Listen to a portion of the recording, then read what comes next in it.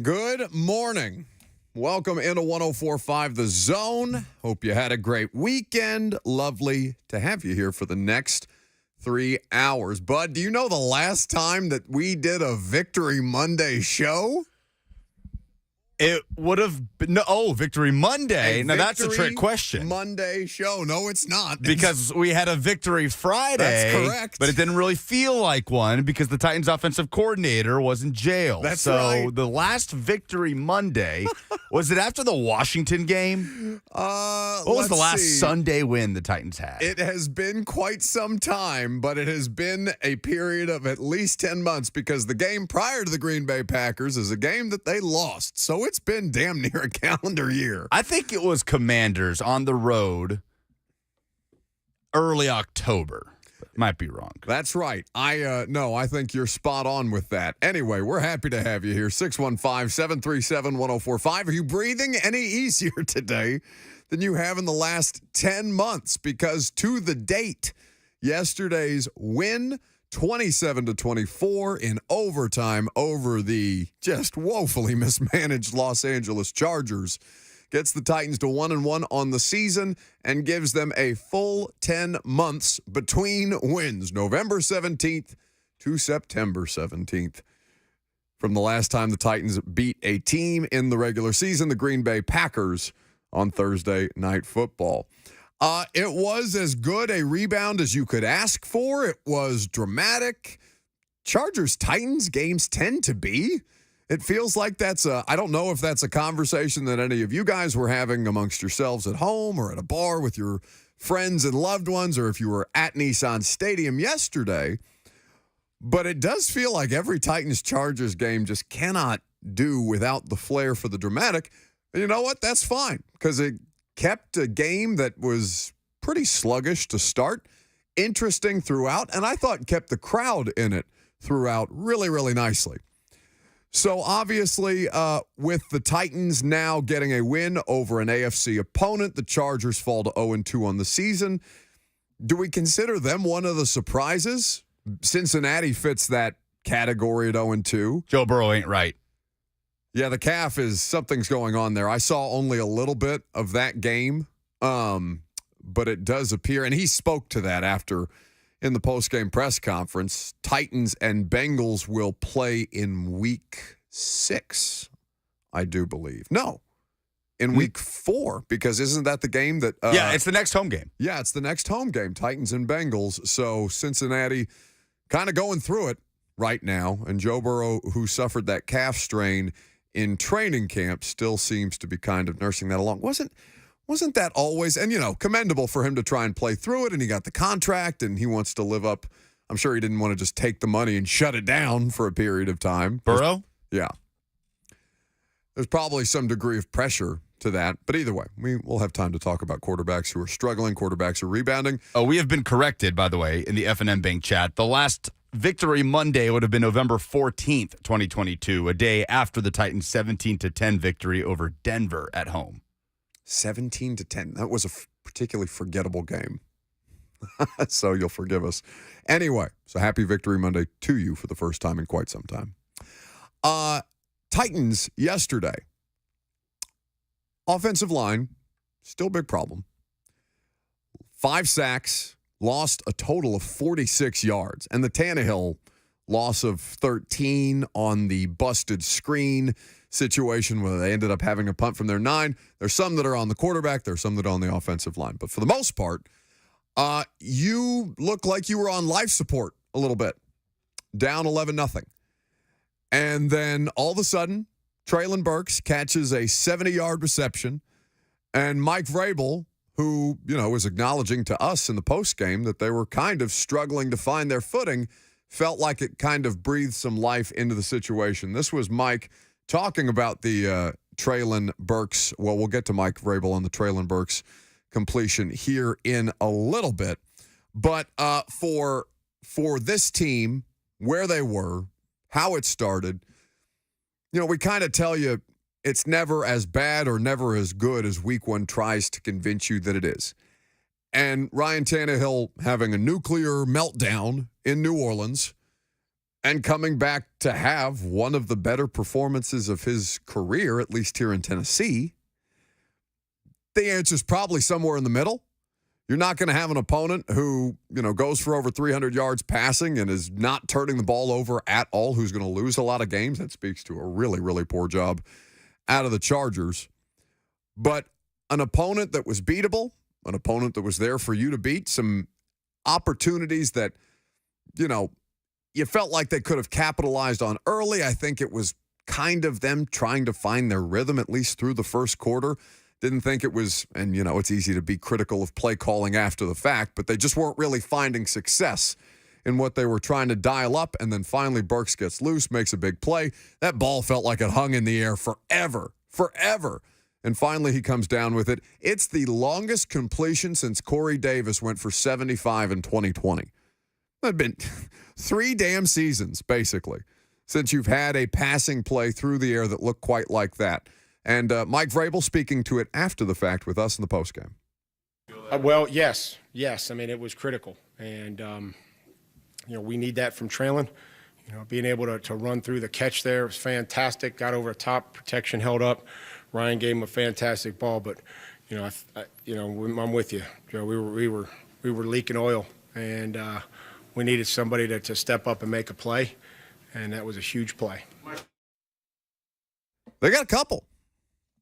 Big plays. And, Derrick Henry's usage is not something that anybody's going to complain about today. DeAndre Hopkins wasn't getting a ton of volume, right? But it doesn't necessarily feel like anything was forced or, trying to make something happen where opportunities weren't presenting themselves. The Chargers defense, Bosa, I know on a limited snap count, he didn't play very much at all.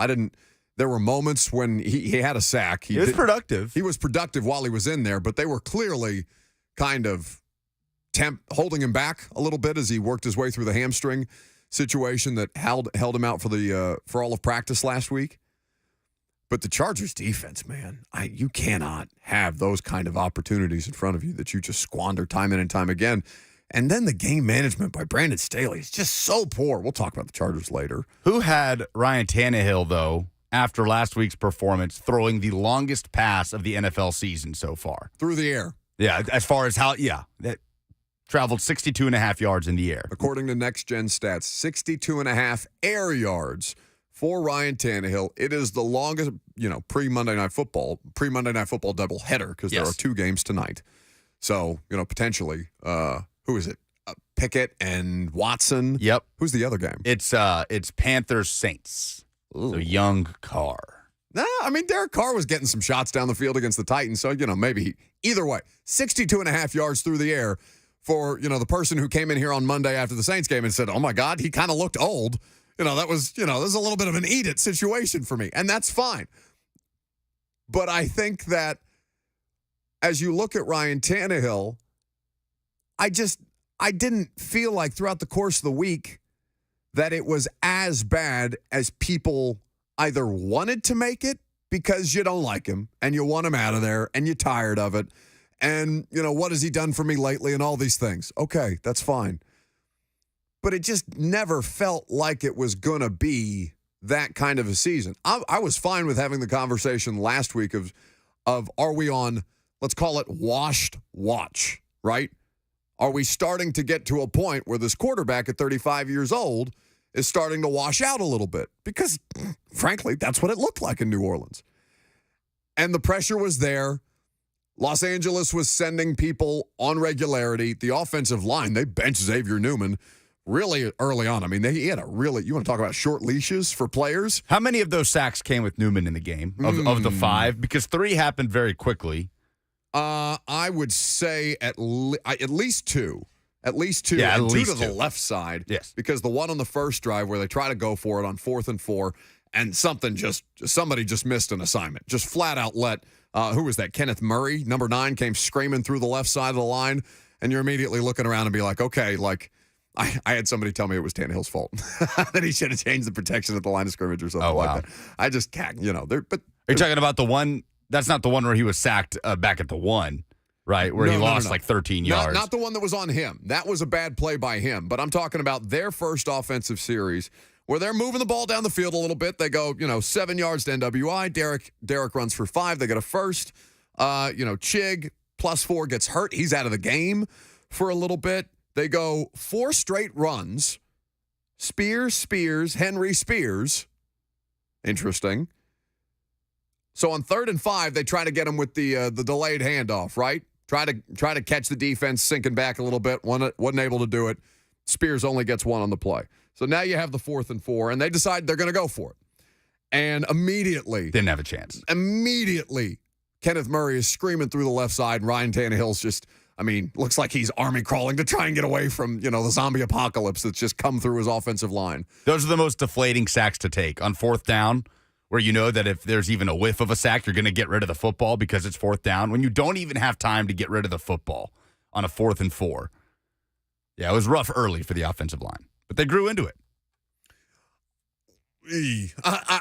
They were not great. Ravens came in, they got better. There were fewer missed assignments. There were some false starts. You can't have that many false starts. They went from not giving their quarterback a chance to giving their quarterback scoring 27 points. Okay, it improved. Wait, 27. That was as much as they scored at any point last year. Yeah, which only happened once, right, in Green Bay. Because they were the only team, for those of you who need a reminder of how awful last year was, as you lost 7 straight games and you experienced your first win in 10 calendar months yesterday. Your football team went an entire football season scoring 27 points only once and being the only football team in the sport to not score 28. First time that's happened for this franchise since 1984. So you did that in week 2. Well, no, haven't scored 28 points yet. Not yet. But you matched the season high. Progress. It was so funny. By the way, don't think I forgot, because it is a victory Monday for the Tennessee Titans, that I haven't been thinking about the lingering BVS back there behind the glass. Today is the first. I didn't expect you to be right there when I walked into the Titans radio studio, because I had my phone out. I was going to take a video because it was their 500th game yesterday. 500th game for the Tennessee Titans in this era. 500 games on the air for Titans radio. Congratulations to them, as always. An excellent performance.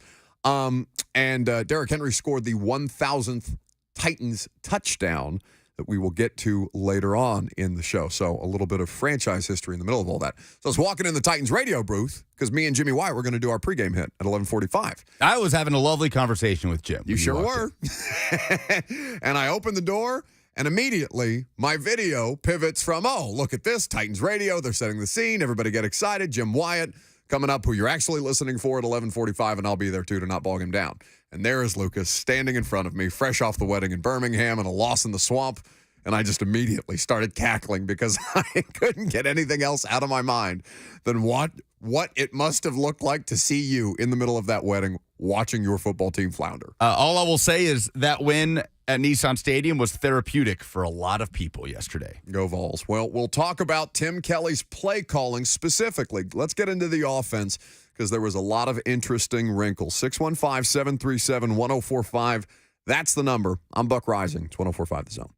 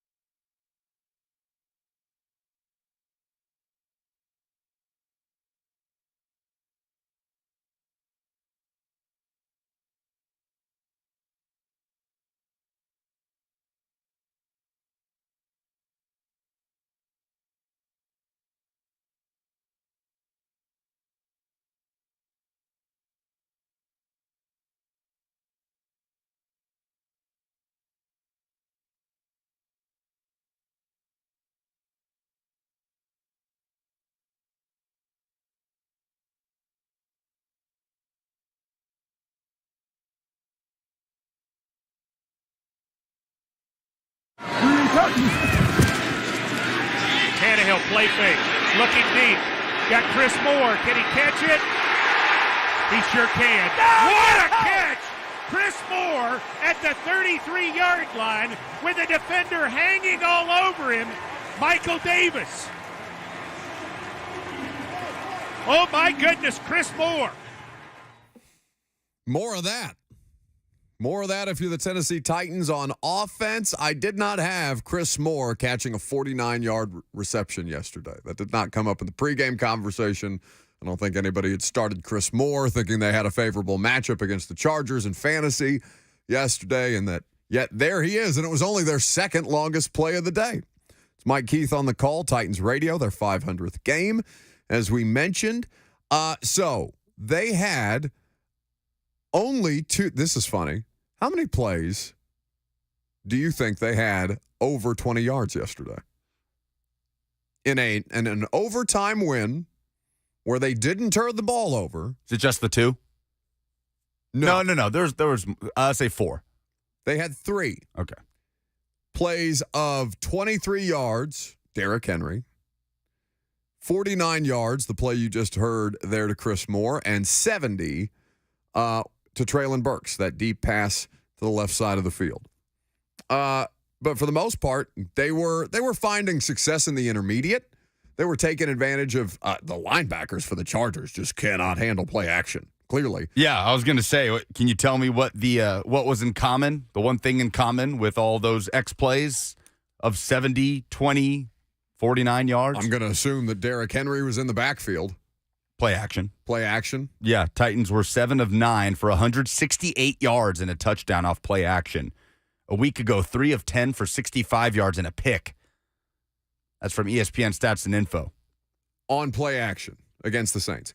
So, because I think a lot of people are going to look at that and say, well, more play action. And they would tell you, well, look, we did play action against the Saints, and the Saints were ready for it. Depends on the defense. I think the Chargers just did you listen to the Athletic Football Show this morning?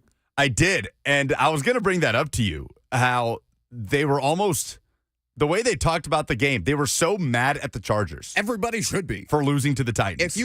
Objectively, and we'll talk about the Chargers a little later, or we'll talk about Lucas's boy, because Lucas has been on this since we started the radio show, you've hated Brandon Staley. Yes? This is a fair representation of... I have no personal ill will towards Brandon Staley. That's not true. You came in here the Monday after that, what was it? It was Sunday Night Football in like week 17 or 18.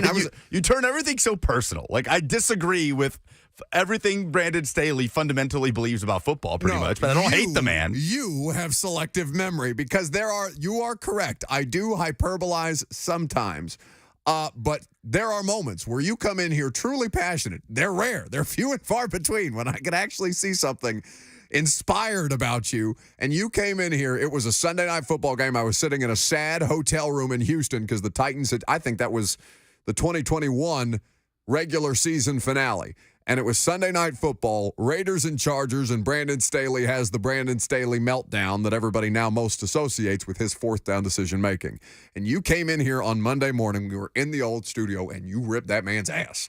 You went after him. Don't tell me. Do not try and play diplomat 2 years after the fact. I'm not saying that didn't happen, but acting like I hate the man personally. You hate like Brandon Staley. Like he killed my dog and I'm on like some kind of vendetta rage like John Wick. Like, it was like he spit in your marinara sauce that you spent many, many hours growing the tomatoes in your garden, as I see you do on a regular basis, and making all the preparations at Lucas Panzica on Instagram. Just don't like the way the man coaches football. Yeah, well, that's all. Neither does anybody else, because the numbers will give you the most ridiculous statistic from the NFL weekend. I think if I go all in with a hand of what we're going to tell people at 10:45 about the Chargers and what they've been able to accomplish through 2 games and still have 0 wins on the season, I think it's going to shock people. And we can talk about mismanagement of coaching. But let's stick with coaching here, and let's talk about Tim Kelly.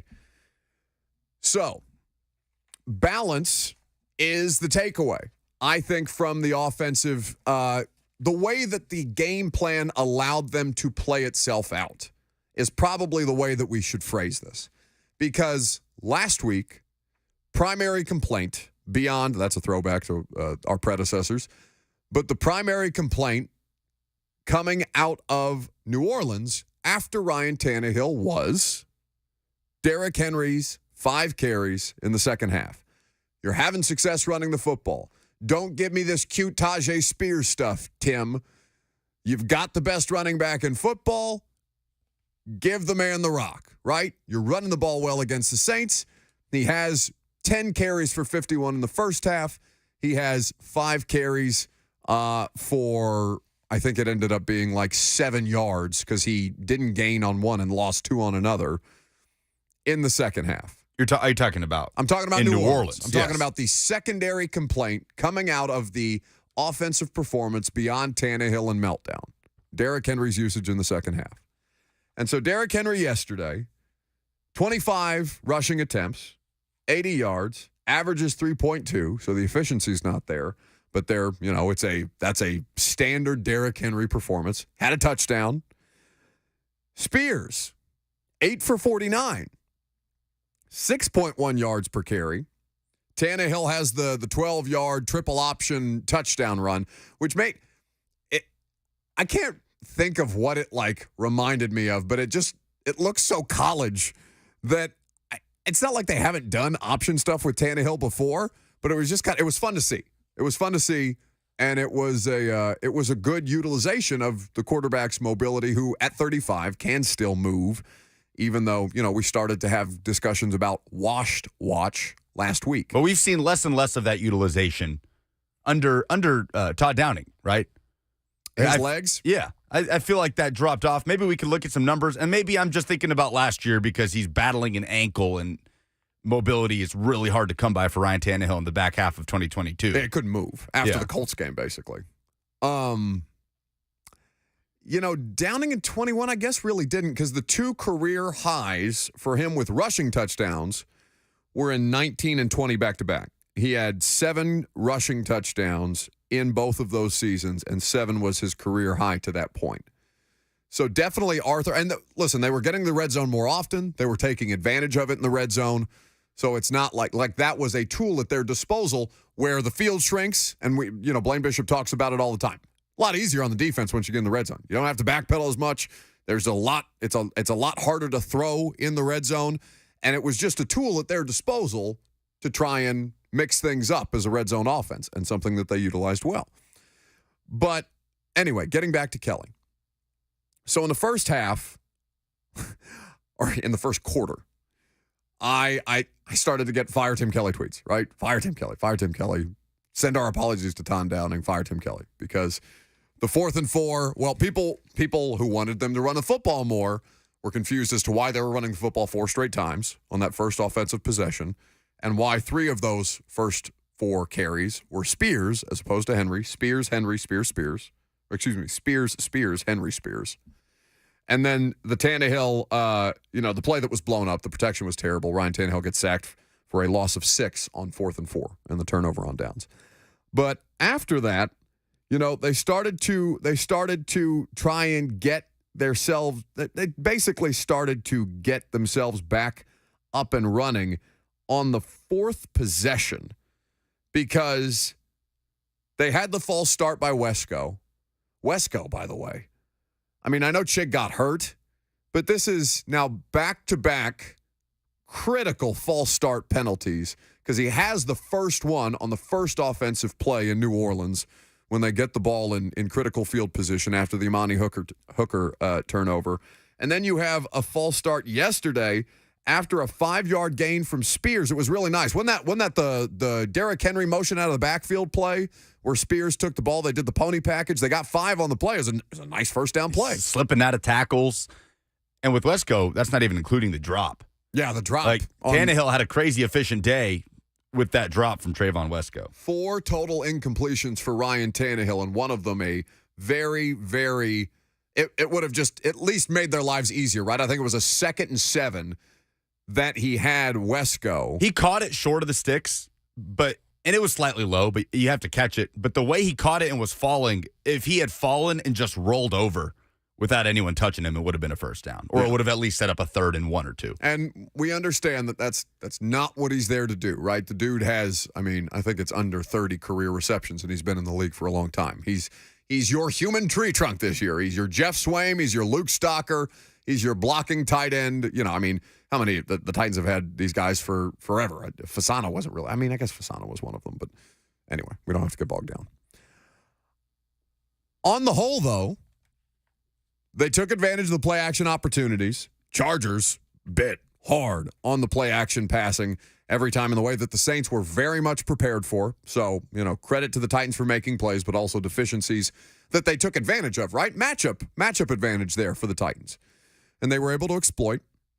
They had a couple of explosive plays, 3 explosive plays down the field. They could use a few more, but really, they don't really need more than they got yesterday. Like, if you come away with 3 chunk plays down the field like that, that's not, I mean, it's not like they were doing that at an overwhelming rate under Arthur Smith, but I felt like they were able to manufacture them with more consistency. So not volume necessarily within a game, because the Chargers were getting explosive plays all over the place.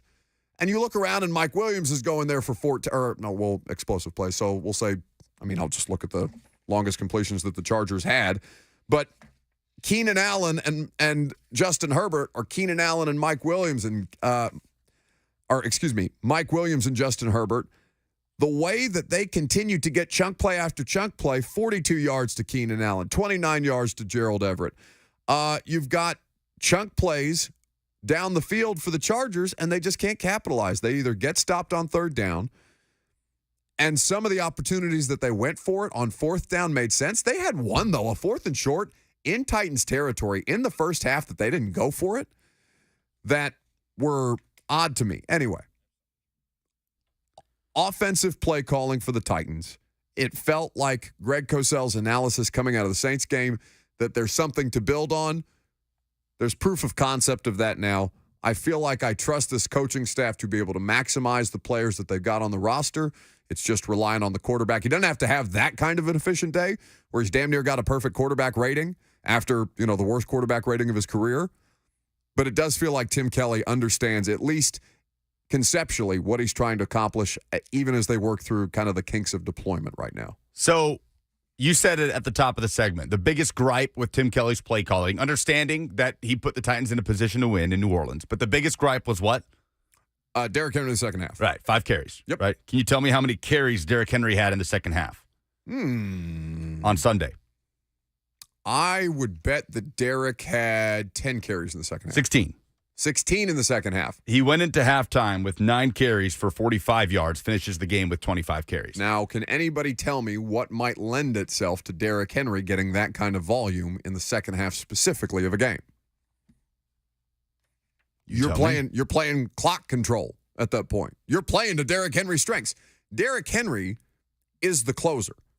Now, 5 carries in the second half against the Saints is not closing behavior, but they weren't trying to close out a game, or they weren't in position to close out a game in New Orleans the way that they were against Los Angeles.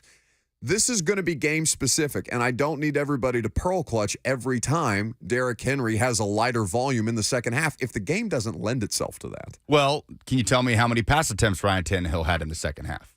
So Ryan Tannehill had 24 total passing attempts in the second half, in the game yesterday. Yeah. Knowing that Derrick Henry had 16 carries, how many times did Ryan Tannehill throw the ball in the third and fourth quarter? 12. 16. It was balanced. 16 and 16. Yeah. It's one of the most balanced games I've seen called by the Titans offensive coordinator in quite a while. Brandon Onu on the F&M Bag Chat, in YouTube specifically. You can live stream the show, Facebook, YouTube, Twitter, and Twitch. Hang out with all 4 shows in studio or wherever we are. Apparently, we're streaming the Lee Company Countdown to Kickoff, even though I think we couldn't figure out how to put all 4 of us on camera, so the cameras just pointed at the back of Blaine's head the entire time, which is not anybody's fault, but we were just trying to figure out logistics. Brandon says 25 carries is a relief. Well, why is it a relief, I guess would be my question. Is it relief because he's Derrick Henry and that's how you're conditioned? Or is it a relief because that's a sign that you were in position to close out a game and that's what Derrick does best? Because I think people aren't going to look at those things the same way. It can be both things. It can be because he's Derrick Henry and because that's what he's good at. It can also be because the game lent itself, the pace of the game and the way that it played out played into your strengths, and you were able to capitalize. I just think that Spears is legitimately, anytime we talk to them about playmakers, when we talk to Mike Vrabel in post-game press conferences about playmakers, he brings up Spears with Henry, with Hopkins, with Burks. Guys, you can love Derrick Henry and you can love when he gets the football. And by the way, when they're in the red zone for the first time and the Henry, Henry, Henry chant starts and he gets in and the place goes nuts, he's still a weapon. But it doesn't have to be just him. And I think that's the point that they're trying to get across to you and that they're trying to provide proof of concept. And that I think that you need to allow to play out before you start to freak out about Derrick Henry's usage. There will be moments when it'll be fair to be critical of them. We haven't reached that yet. And I think that just because the Saints outcome didn't go in your favor and the Chargers one did, doesn't mean that they're not doing this the correct way. He had 25 carries. I'm not sure I understand what gripes there would be about Derrick Henry's usage. Throughout the course of the season, what I'm saying, because what are we talking about? We're talking about play calling. We're talking about Tim Kelly's management of the personnel. Yesterday was a standard Derrick Henry game. It's not efficient, not overwhelmingly efficient, but it's impossible to stop inside of 3 yards in the red zone. And it's grinding it out in the second half where he's going to get volume because you can't stop him and they're out physicaling you.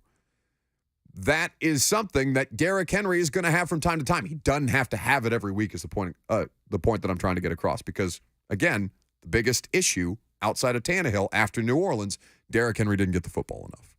Is the biggest impact Derrick Henry had yesterday? Existing? Yeah. Yes. Yes. Setting up 70-yard and 49-yard plays down the field to Treylon Burks and Chris Moore. Their biggest chunk plays are when he's a decoy because the play action sucks you in on Derrick Henry and it allows you to complete a 70-yard or maybe not a 70-yard, but let's say 30-plus, an explosive plus, right? It allows you those opportunities down the field because he's an asset. Doesn't mean he can't do it all the time. He's still capable of doing it. I thought he looked fresh. I thought he looked ready for the second half, and I thought Spears was great when they needed him to be. 615-737-1045.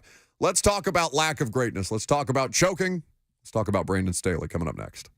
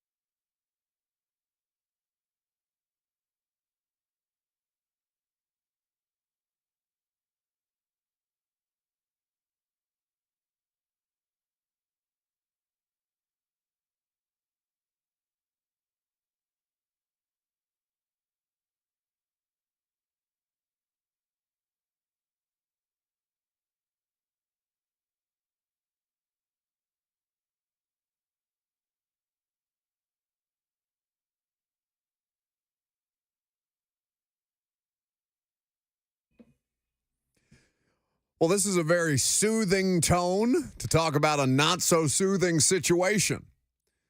Now, I don't know how many Chargers fans there are out there in the world. Although, didn't we get calls from some last year that were kind of off the wall? I don't know. I was going to say it's a very soothing Monday for a lot of people. Well, sure. Unless you're a Vols fan. We'll get to that later in the week. But Titans, I think the opportunity that was in front of them. So you talk about, like, heading into the game, what was the biggest storyline? Ryan Tannehill, is he under pressure? You got people like Ian Rappaport saying that Mike Vrabel's tone is as, like, annoyed as he's ever heard it around the Tannehill stuff. I'm like, no, Mike's just generally annoyed. I missed that. Yeah, it was an interesting discussion being had around Mike Vrabel's commentary of Ryan Tannehill as if it was the first time that Mike Vrabel had ever publicly said, yeah, we need better from Ryan in this moment. It is always interesting when people who aren't involved in those pressers every day and don't hear them every day have those takeaways after hearing something like that. Which, I mean, I get if you're, like, covering all 32 teams. Sure, it's hard. Drop in it on is. Yeah, it's like, I don't blame them for having not the context of every day, but also as we get ready to do the same thing too. No. We have context of the last 3 years because I watched Brandon Staley's press conference. I was prepared for this discussion today because Brandon Staley, as we talk about narratives and storylines, Ryan Tannehill, was he under pressure coming into the Chargers game? Yeah, I mean, needed to perform better. We all understood this. Brandon Staley, also under pressure to perform in this game after giving up 466 yards to Tua and the Miami Dolphins offense. And given that the hallmark of the Chargers head coach supposed to be the style of defense that they play lends itself specifically to not allowing explosive plays and explosive plays all over the field against Miami. So now Brandon Staley is in a press conference last night, and it's not like there's a ton of Chargers fans out here asking for this man's head, but enough people in NFL circles are tired of seeing the Chargers' talent wasted by a person who clearly mismanages them on a regular basis. And one of these mismanaged moments was the loss to the Jacksonville Jaguars in the playoffs last year, where his team they have 4 interceptions of Trevor Lawrence in the first half, and then went the kind of nuclear that I don't know that we've seen from many other NFL teams as far as second half collapses, unless you want to count the Cardinals against the Giants yesterday. I felt so bad for Josh Dobbs. So Brandon Staley is asked in the postgame after the Titans loss yesterday if there are lingering effects from this team's playoff loss to the Jaguars. This exchange is hilarious. A lot of people sort of wondered whether that Jacksonville loss would carry. I'm not worried about the Jacksonville loss. The Jacksonville loss hasn't carried on to the season whatsoever. If you've seen our training camp or you've seen the way we played in the first 2 games, it hasn't had an impact on our team whatsoever. Our team is connected. Our team has played its heart out in 2 games, and we've lost 2 tough games. But it has nothing to do with the Jacksonville game. And if you ask anyone in our locker room, it has nothing to do with the Jacksonville game. And that's just the truth. It's a convenient storyline for you and for everybody else, but it's not the truth. We've lost 2 tough games, but the guys in that locker room, the men in that locker room, they are finishers and they have what it takes, and we're excited to prove ourselves.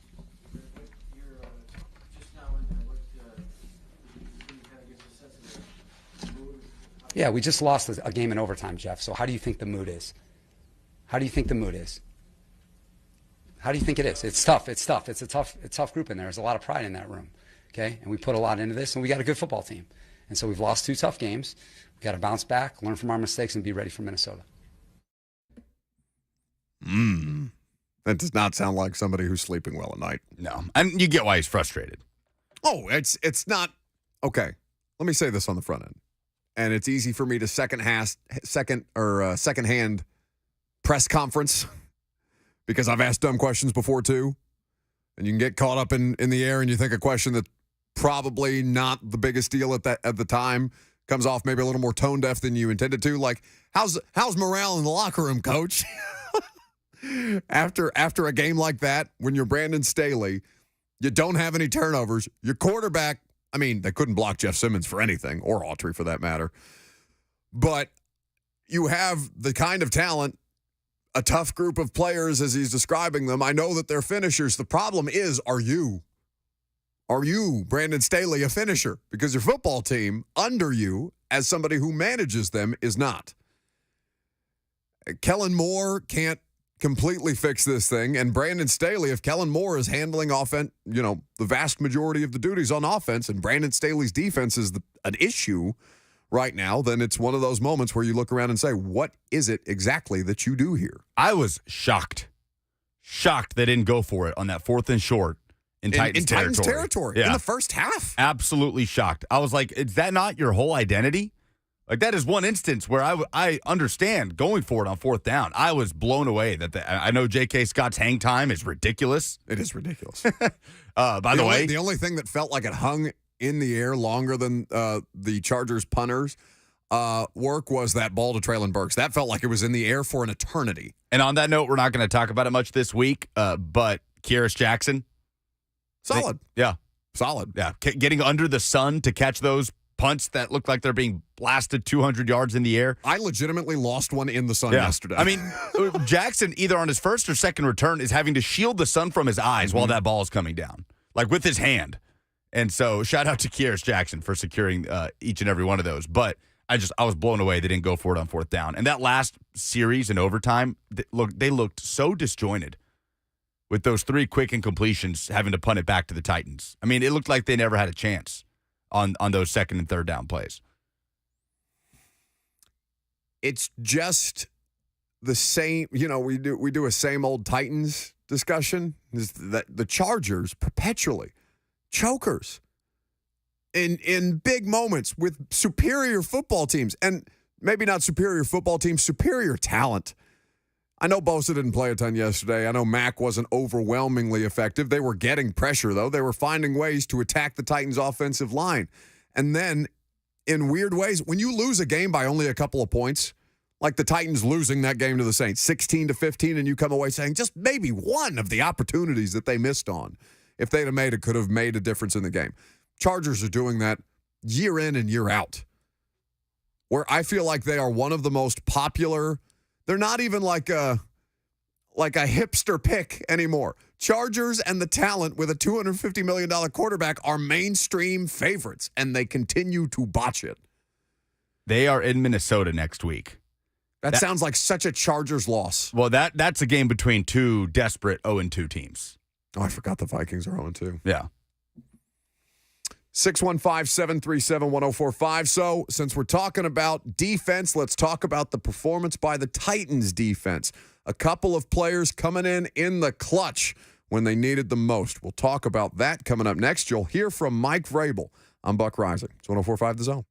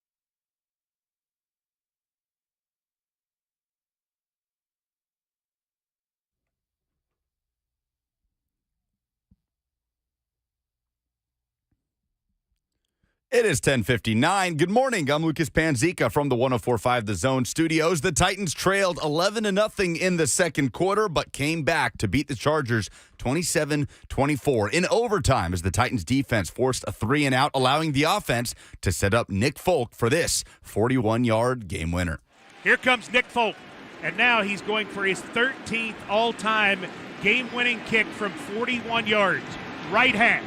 Morgan Cox to snap. Ryan Stonehouse to hold. And the kick. Good! Yes! Yes! Yes! Ryan Tannehill, 20 of 24 for 246 yards and a touchdown, plus a 12-yard rushing score as the Titans improve to 1-1. Head coach Mike Vrabel will meet with the media today at noon. You can hear it live right here on The Zone. On Saturday, the Tennessee Vols were outrushed 183-100 and lost in Gainesville 29-16 against Florida, falling to 2-1. Tennessee drops to number 23 in the AP poll. For all your foundation repair and waterproofing needs, visit USSTN.com. Breaking news at once in your home for the Titans and Vols. This is 104.5 The Zone.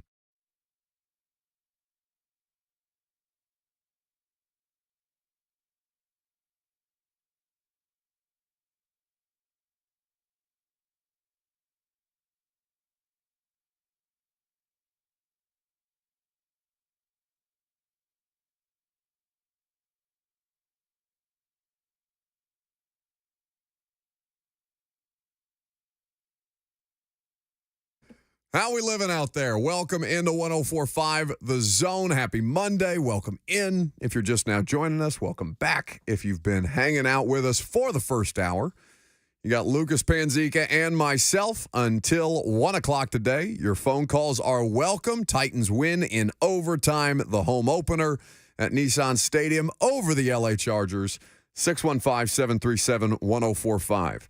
You can call the phone. You can interact via the stream, the Facebook, YouTube, Twitter, or Twitch. Zone TV chat live streamed on all of those platforms. You can interact there if you so choose. Optimism abounds. It seems morale is through the roof because we got people like Jay on YouTube saying, I think we are seeing the Titans coming together for an AFC championship run.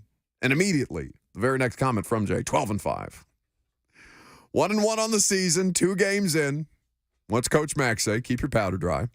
But you're allowed to be excited because you saw a lot of the things that were possible in week 1, but you didn't capitalize on, and you hit them in week 2 to your success. And I think that while we talk about the offense stopping the leaking or kind of plugging the dam up while things, as in Mike Vrabel's, or as Mike Vrabel put it, were leaking oil for basically the first half, the defensive performance is something that I think is worth diving into a little bit. Basically the first quarter. I don't know. They were not great in the second quarter either. Just kind of looking through my scribbled down notes of their gains and how each drive ended. Offense woke up in the second quarter with the 70-yard pass to Burks. Yes, the 70-yard pass to Burks. Midway through the second quarter is when it turned. Yes, the first half. They were sluggish. Why are you so defensive? It's okay. I said the same thing that I just think you're wrong. You said they were terrible in the first half. I said they were leaking oil in the first half. They had the 70-yard completion halfway through the second quarter. That is still a part of the first half. You could argue the middle 8 is what won them this game. Okay. Late second quarter, early third. You take a breath? You good? Can we move on? Yeah. Okay. Just correcting you. You can proceed. Defensively, they weren't having, Jeff and Tart and Autry were as disruptive as they've been in any game. Jeff, they didn't have an answer for. And Danico Autry got involved early on the first drive for the Chargers. He was able to negate that on third down, get them to punt. They unfortunately did themselves no favors because they held immediately on the punt return, so it sent them back early and, kind of sandbagged themselves in their first couple of possessions as an offense. But defensively, coming up in the clutch, even though there's some chunk plays that were allowed. Now, Titans and Chargers both weren't overwhelmingly explosive. 5 plays each for each team as far as the offense in getting explosive. But I think that looking at the Titans' performance, you're willing to allow some stuff to an extent, as long as you have the kind of success that they do in the red zone. Now, I don't think that, Kevin Byard, I asked Byard about this last night, or I guess yesterday afternoon, and he said, we don't want to play these close games like this. Like, we're not trying to sweat it out the way that, I know it's our style and I know we play a lot of these games, but this is not something that we're trying to do. Like, when Justin Herbert is not able to complete a pass on 2nd and 7, but then immediately completes that pass for 14 yards on 3rd and 7, that's not something that we're not trying to do that. We're not letting them kill the clock. Like, that's not by design. We just need to be a little better. And on a day when the pass rush was getting to Herbert, but not in the ways that it did in the first game, interior protection for Carr was better than it was for Herbert. Tackles for Herbert were better than they were for Carr, although Harold Landry did come up in the clutch late in that game with his first sack of the season after coming back from the ACL. Basically, it's what forced overtime. Yes. On that 3rd down. And then when the Chargers get the ball to start overtime, which by percentage chance, when you look at the numbers for how often the team that takes the ball at the start of overtime ends up winning the game, it's almost kind of a nail in the coffin from a percentage chance standpoint. But Chargers, 3 and out, incompletions forced by the Titans defense, and it gets the Titans offense back on the field, sets them up to where they only need the field goal, and Nick Folk, who is 7 for 7 in his career with the Titans thus far, hits it and ends the game from 41 in the rain as the rain starts to pour down. We didn't even talk about the drama of the end of that game, really. Defensively, though, Mike Vrabel was asked about, because they were missing some parts in the secondary, right? Amani Hooker, concussion protocol. Christian Fulton dealing with a hamstring injury. He was out for this game. So you've got Trey Avery, you've got Elijah Molden, and Kendall Vildor, who just recently ended up here in the last couple of weeks from the Chicago Bears. And Mike Vrabel was asked about the way that the defense kind of held their water, even though they were giving up some chunk plays. Well, it was, we were playing some zone, and it hit a couple seams on us, like what Shane did. Changed up some things and got on body, and guys responded. And, it was just good to see us stay tight in coverage and challenge. And, early on, it's like some of the calls and, they're throwing it in front of us and, making sure that, we're not getting the ball thrown over our head. And then it was great to be able to challenge there in overtime. Three fantastic plays executed well by the defense. Jeff had good pressure. He slipped, or that ball probably would have been out, but it was good to see really tight coverage. They had a couple of moments that, whether it was the pressure getting there first or the coverage holding up long enough for the pressure to get to Herbert, it was a really nice complimentary performance on defense, even though, like I said, Herbert went over 300. They were moving the ball down the field pretty regularly, except on 3rd downs where they were able to find success. Now, Chargers were 3 for 3 on 4th down, but questionable decision-making to not go for it on a 4th and short, punt in Titans territory in the first half by Brandon Staley, as we discussed earlier. And, just a far more limited is an oxymoron, limited opportunities to get to 4th down, 4th and manageable, to where the Chargers felt comfortable going for it. Titans defense had a good plan and has had a good plan every time they've played Justin Herbert. Last year, they were able to keep it to a low-scoring game. Field goal ends up winning it. Dicker was good yesterday, kept them in that game consistently. He's only had, I think I heard Mike Keith say yesterday on the broadcast, he's only had 1 career miss.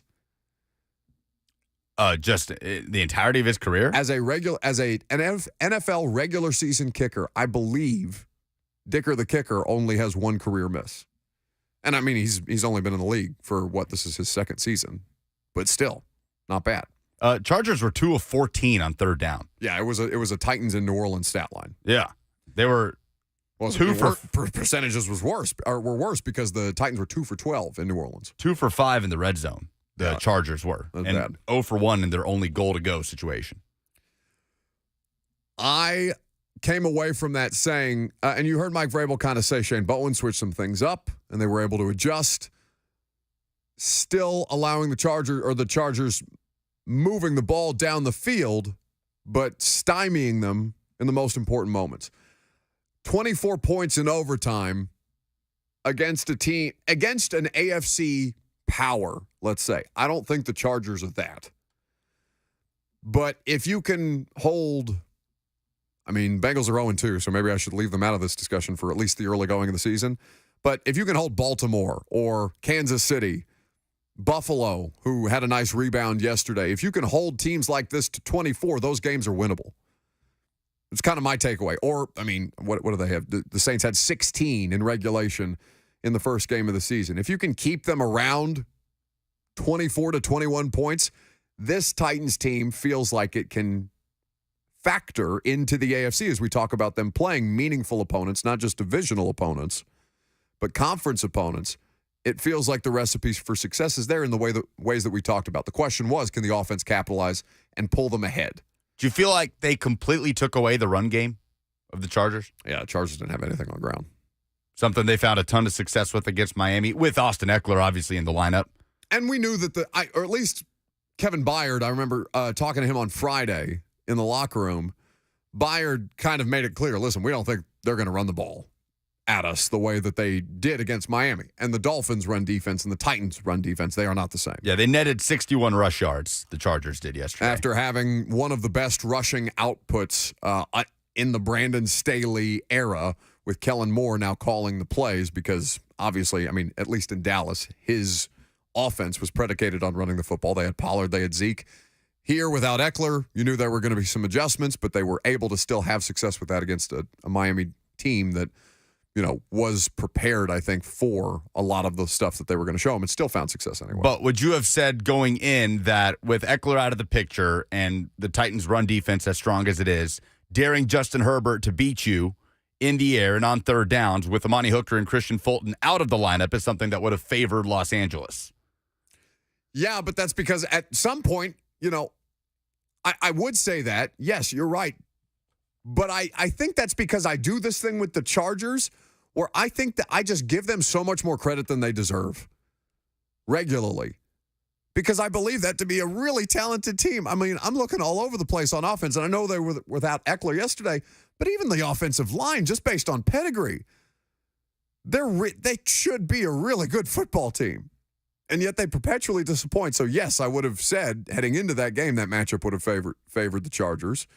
But I don't know that anybody should favor the Chargers in anything when they can't get out of their own way so frequently. But still, Titans were able to capitalize on that opportunity. Now, the one thing that stood out yesterday was what on defense? No turnovers. Didn't create any turnovers.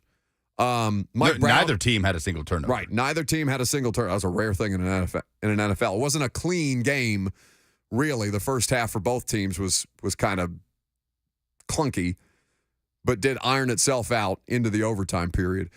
Neither team having a turnover. Titans not creating any turnovers. The only one that I thought was glaring that they should have had was Mike Brown dropped an interception when he came in the game. 44. Yeah, I thought that was a tough play to make. He got his hands on it, but he was kind of off balance and reacting as his body's moving one way and the ball's coming another. In the moment, I thought that was a tough play. And was that? I think that was a third down pass breakup anyway. So it ended up mattering, but I think, to not have a turnover like Vrabel, Vrabel's going to look for something to kind of harp on out of a win, but Vrabel came in there and was like, yeah, we didn't create any turnovers because I asked him about not causing any turnovers. Yeah, that's immediately what he went to. Having any turnovers, and he immediately went to the defense saying, we're not creating any turnovers on defense. Do you think that's more about wanting to capitalize more on getting the ball out when you get to the quarterback? With that being the biggest strength of this defense, getting to the quarterback? So that would be the most natural way to force turnovers, you would think, for this front. Well, and I don't know if you remember this, me talking about this with Ryan Crow, and us playing this on the radio show at some point in training camp, but Ryan Crow, who's the outside linebackers coach here, the last 2 seasons, he's talked about we have to be more disruptive when we get back there to the quarterback. Yeah. If we don't get the sack, then you get your hands on the ball as the ball is coming out. So even if the refs call it an incompletion, you're in position because every once in a while they might call it a fumble and you might make a play and you end up on the right side of things, as did Jacksonville at the end of the regular season, as opposed to on the wrong side of things as you did in New Orleans. So just give yourself more opportunities.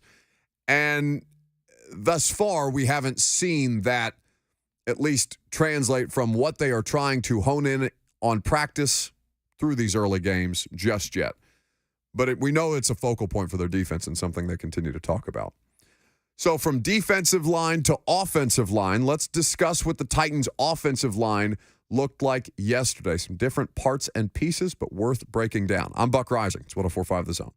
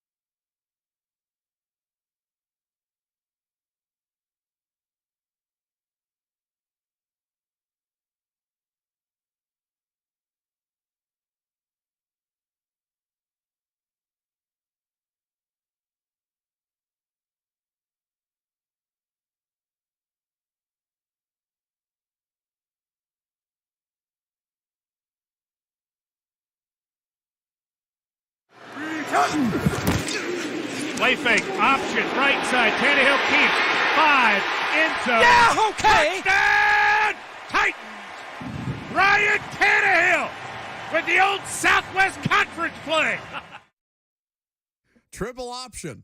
Ryan Tannehill on the score. Mike Keith, Coach Dave McGinnis on the call. 12 yards out in the third quarter to give the Titans a 17-14 lead. They go on to win 27-24 against the Chargers in overtime. About the timing on that call. It was a nice play. Like, how often did we do that last season? How few times did we say, oh, nice play call? You know what I mean? Just not even pretending to understand the X's and O's of a game plan, but just every once in a while, a wrinkle like that. Yeah, that's a great play call right there. Those evaluations. It's like you got a bingo card of things dudes say when they're Oh, watching great football call. together. Oh, great call there. But, I mean, yes, it was one of those moments where we looked around in the press conference, our press box afterwards and said, oh, great call there. Like that. Little wrinkles, though, what you're talking about. Things that they're not going to do every game. Like, they're not going to bust out the triple option. You don't have to see that every week. But against the Chargers in that moment in the red zone, it worked, and it worked seamlessly. When was the last time you felt like you seen a finger roll? Yeah. What has he been physically able to do the finger roll? It's basically just after rushing touchdowns, right? Yes. So Green Bay, his last rushing score was in Green Bay on Thursday Night Football, their last win until yesterday. So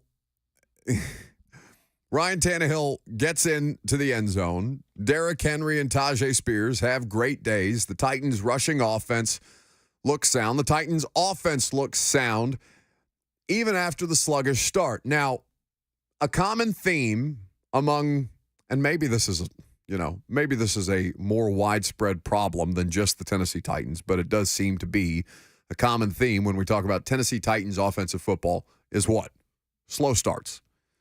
Just sluggish or lethargic, whatever adjective you want to use to describe the state of Titans offensive football for about a quarter and a half. It typically takes them a minute to get going. Now, sometimes they can't come back from situations like that. That's not how they're built. And it was funny because what did we talk about so often last year as a part of the 7-3 start before the bottom fell out? Fast starts. They start scoring on opening drives all over the place. They couldn't do bleep in the second half of games. So now I'm going to find out the last time the Titans scored a fourth quarter touchdown. Oh my God. Did it happen at any point last season? I have to think at least once. Before Nick Westbrook-Akina obviously has one yesterday with 2:22 on the clock. I'm going to find out. Okay. You scurry off into the shadows and bring back some research. And I'll hone in a little bit on this offensive line group because not just the common theme of the slow starts, but the common theme of the offensive line early. And Peter Skoronski reported appendectomy.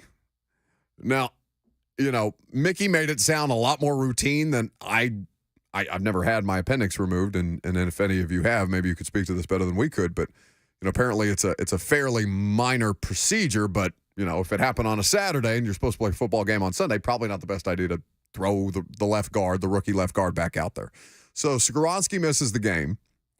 And Xavier Newman, who is listed as the backup on the depth chart, he gets the first crack at things. Now, remember, Dylan Radunz available for this game for the first time since the last time the Titans played the Chargers in 2022, late in the year. ACL tear, about a 9-month turnaround for him. Mike Vrabel says the Friday prior to this game that, Dylan Radunz is going to play in the game. Say, okay, well, that seems like a bit of a stretch, but we'll see. And so Xavier Newman's out there for the start, out there warming up with the starting offense. Say, okay, well, that makes more sense. He's been here. He made the roster over guys like Jordan Ruse. Physically, Radunz, we don't know where he's at. We know how difficult ACLs can be, particularly in the first year. And Xavier Newman is objectively terrible. Ryan Tannehill, throughout the course of 4 quarters and the overtime period, sacked 5 times for a losses of 46 yards. Now, the reason why that 46 yards number looks so big is because Ryan Tannehill lost 13 on a ball. He's just got a dirt. You got to get rid of it when that screen gets blown up. So he didn't play a perfect game, but I think that three of the 5 sacks that they had, Xavier Newman was in the game. They quickly pulled him, which was kind of a surprise because think about that. They didn't even bother to do anything different around Dennis Daly until, what was that Chargers game, December? Yeah, and that is the last time the Titans scored a fourth quarter touchdown. Oh, my God, really? They scored a fourth quarter touchdown again? The last time we saw Ryan Tannehill play in 2022. Oh, that's right, because Tannehill came back into the game. He scored a 1-yard QB sneak in the fourth quarter of that game before Dicker went and scored the game-winning field goal. So Xavier Newman is terrible, or at least in this game he's terrible. He's out of sorts. He's missing assignments. And they put Dylan Radins in the game. This is Mike Vrabel speaking in the postgame about that decision. Well, it was certainly a quick turnaround from when he was hurt. And again, all the credit goes to Dylan to be able to do that and get back. And, having worked at tackle and guard and, just felt like, early on, we would put him in there and, was able to stay alive. And I'm sure that there was going to be some mistakes, but, it's great to see him back out there. It's a phenomenal turnaround. Phenomenal turnaround from the head coach. How often do you think Mike Vrabel's said phenomenal in a post-game press conference about a player? He's been quick to credit Radins recently. And maybe Radins needs it, right? Radins probably needs it more than the average Titans football player right now, because while this guy's situation is not as catastrophic, literally, as Caleb Farley's, the first-round pick, to Dylan Radins' second-round pick, Dylan Radins had a tough go of things thus far in his NFL career. Because we get a comment here from, I can't read that name on Twitch, but it's a Twitch commenter saying, question for the show, I've not been paying attention to Dylan Radins' situation. I feel like I watched him completely kick ass against Bosa in his first start last season. I'll add parenthetically that was 2 seasons ago. That was in 2021 when Radins filled in at left tackle for Kendall Lamb, who was filling in at left tackle for Taylor Lewan on Thursday Night Football. So that's been 2 years ago. He says, why has Radins not been filled into the starting lineup more and more? Is he just not meeting performance benchmarks to win the starting job? So it's fine. Let's refresh that situation quickly. So Dylan Radins did not kick ass in the Niners game. Dylan Radins did enough. The Niners, you go back and look at Radins' individual performance against the Niners. It comes up a lot. It's not nearly as good as you're remembering it. So I would say that first and foremost. Then, that's 2021. So that's his rookie year. Then in 22, obviously they start him out in training camp as the starting right tackle. Within 2 weeks, 3 weeks, he loses that job in training camp to Nicholas Petit-Frere, a third-round rookie, who's not, by the way, NPF was not great by any stretch of the imagination last year, but better than Radins. And they'd say flatly, well, he's not a tackle. He's going to move inside. He's going to be a guard. Doesn't see the field. Well, he sees the field in spurts as a guard because Nate Davis did miss some time last year. And gets his first start. Well, he doesn't start in the Chargers game, remember. Daly starts the Chargers game. And the whole thing is, why won't they try Radins at left tackle? It can't surely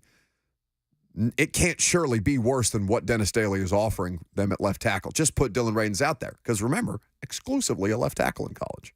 And they won't play him at that position. So finally, they give Daly, I think, was it 2 series in the Chargers game? They put in Dylan Radins. Radins holds up okay. Tears his ACL. And now we're back. I don't want to say it's not square one exactly, but it is a reset situation for Dylan Radins, who clears the ACL recovery in 9 months, gets thrown into the fire immediately in his first game back, and is, in Vrabel's own words, the turnaround phenomenal, but the word survived was also in there. Now the questions start to come in from Jim freaking Nance in the F&M Bank chat. Is this where we put Radins at left guard and Skoronski at left tackle? And it's not the first time I've seen that question. Nope. Dylan Radins should be a reserve. Dillard, again, Titans offensive line situation not great. Xavier Newman and Andre Dillard, not an ideal combination. But I did think that the offensive line, again, from first half to second half. We talked about this in New Orleans. Dillard was more of a problem in New Orleans consistently than he was yesterday against the Chargers. We know that Bosa was on a limited snap count, but still was effective when he got opportunities. And after they pulled Newman and settled into a rhythm with that group, Tannehill had enough time to complete these passes down the field and to make these plays. And in fact, 2 of the 5 sacks that you would attribute to the offensive line, 2 of those 5 are probably going to be primarily quarterback error. The offensive line situation through 2 games does not appear to be the thing that is going to, outright cause them disaster. Yet, we'll see how this progresses, and health is not something that we can predict at this point because right now they are healthy beyond the appendectomy. Yeah, what an unfortunate timing, that's tough timing there for Skoronski. Your first home game as a rookie. Well, they don't say it doesn't say appendectomy on the injury report. It just says illness. So I have people scream, "What do you mean he's sick? Get him out there. Have a flu game, Pete." He's having an organ removed. Mickey said they suck it out with a straw. It sounds. Ugh. You never had appendicitis? No.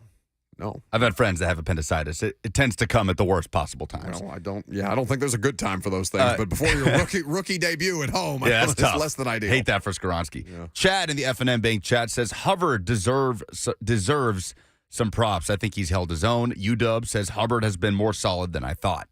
He's been the more solid of the 2 tackles. Hubbard, yes. That Chris Hubbard has been a starting offensive lineman in the league before. Andre Dillard really has not. That's something to keep in mind. Andre Dillard's got the pedigree, and he's got, maybe he can turn into something. Chris Hubbard is, I think, in year 9, has played enough NFL football, and yes, has acquitted himself plenty well enough. Is not perfect, but it's good enough for a dude you found on the street and took vet minimum to come here and maybe a better option for you right tackle beyond NPF's return. So is that evaluation of Hubbard kind of just zooming out the evaluation for the whole offensive line through 2 games? Good enough? Good enough. Yeah. Good enough. They have been good enough. They were good enough in New Orleans, even though, the Saints were putting them in hell throughout the course of that game. They were good enough when Tannehill needed to get the ball out.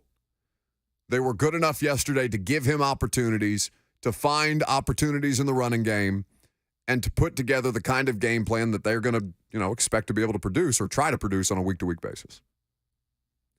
615-737-1045 is the number. Stupid, but yes. Well, go ahead, Lucas. Well, I was going to say, didn't we talk about that as pretty much being what you need out of the offensive line? Just be good enough. Good enough. Good enough.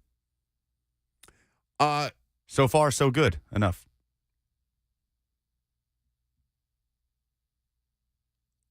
Go on. Is this worse than the sub car? Is it worse? You're looking at me like it's worse. I don't regret anything. I want you to know that. We can sit here in silence if you want. I just want you to sit in it for a little longer. Oh, I'll sit in it. I'll sit in it all day. I'll be perfectly comfortable. You didn't look very comfortable back there. You look like you were running out of gas. 615-737-1045 is the number. Josh in Kentucky is Silent next. chicken doesn't make for good radio. It's fine. I'll play that game all day. I'm getting paid to do the radio show either way, bud. We can play radio chicken all day long. Josh in Kentucky is next. What's up, Buck? I'm glad you got Lucas laughing. He seemed a little mad when he answered the phone this morning. Well, that's his perpetual state for being in that small, dark room all day. It's my phone voice, Josh. I'm sorry. It's all right. It's all right. I'm just calling, Buck. I've been going back and forth on your Instagram a little bit with some people, but to me, I don't want everybody to get crazy with Tannehill's the savior and the hero today. Yeah, he had one good game on paper. Watching the game, looking at football, from what I know, I don't know much, but in my opinion, it was a very underwhelming performance. Yeah, the stats on paper looked good after the game. However, if I didn't look at the stats just going off watching the game, it was very underwhelming. I'd have never thought, he was 20 of 24, 246, 123 rating. I'd have thought maybe 15 or 20 for $150. So I just don't want everybody to get crazy with Tannehill's the savior. He's not taking us to a Super Bowl. The only thing he's good at. Okay, so wait. Slow down, Josh, 1 second. What more do you want? I want consistency. I want a quarterback that don't throw it into double and triple coverage every time. Okay, well, he did you didn't watch yesterday. Josh Dobbs play yesterday? I did watch Josh Dobbs. Tannehill didn't do that yesterday. He made a what lot better decisions than Tannehill. I don't think that's true. When Ryan Tannehill made the decisions that were there to be made, they won the football game, and the offense was an issue. I don't understand the parallel. So you think that Tannehill's good enough to take us all the way?